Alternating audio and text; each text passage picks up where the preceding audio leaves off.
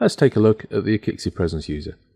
The Akixi Presence user works in pretty much the same way as an Akixi supervisor in that you access it via an internet browser using the server URL and then enter in the credentials for your Presence account. Once you've entered all the credentials, sign in. Once you're in, over to reporting. And here it is. You can see it looks and operates exactly the same way as an Akixi supervisor. So the idea behind Akixi Presence is to give the user that visibility of the presence state of other extensions and devices that are currently being monitored within the same Akixi site. And the way it does this is by using a couple of Akixi reports viewed as BLFs. The first one being an extension list. As you can see here, it's showing the status of other extensions on the same Akixi site. Green indicating that that user is on the phone, grey indicating that that user is available. Yellow is that extension is currently ringing with a call. So giving the user that ability to remotely monitor the presence state of other extensions and users from anywhere is a great tool for those companies that have the satellite remote workers, for example, people working from home. So this would be a great tool for both the people working from home and the people on the main site. So everybody would be able to see the status of everybody else. It also works for large-scale deployments and multi-teams. Bearing in mind, you could create a report for each team you want to look at the status of, and just move between the teams whenever you want to see what's going on. Which means you don't have to have every extension on the same screen at the same time. Which, combined with the call control features, makes it a handy tool for heavy call traffic users such as receptionists.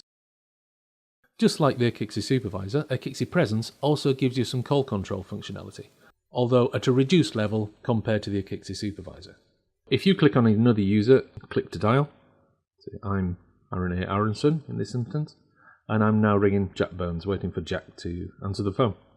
And as you can see, whenever you hover your mouse over a tile, you get a little pop-up box displaying all the fields you have set for that report. And like any report, you can change those fields to display just the fields you want to see.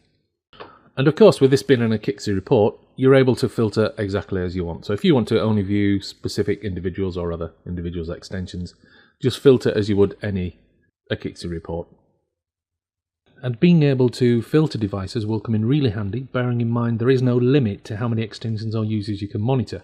So quite feasibly on larger deployments you could easily be looking at monitoring thousands upon thousands of devices. So filtering is going to come in really handy.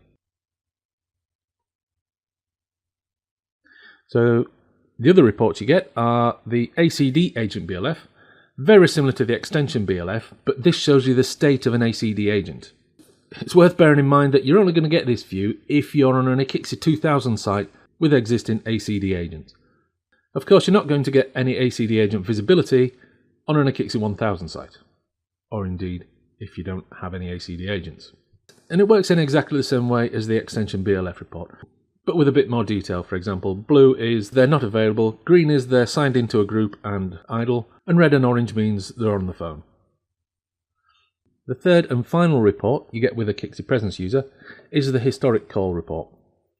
Unlike a standard Akixi supervisor, the historic call list on Akixi Presence user will only show you the history of your calls and your segments, so you can have a look at your history and trace the details on any calls that you've made or received.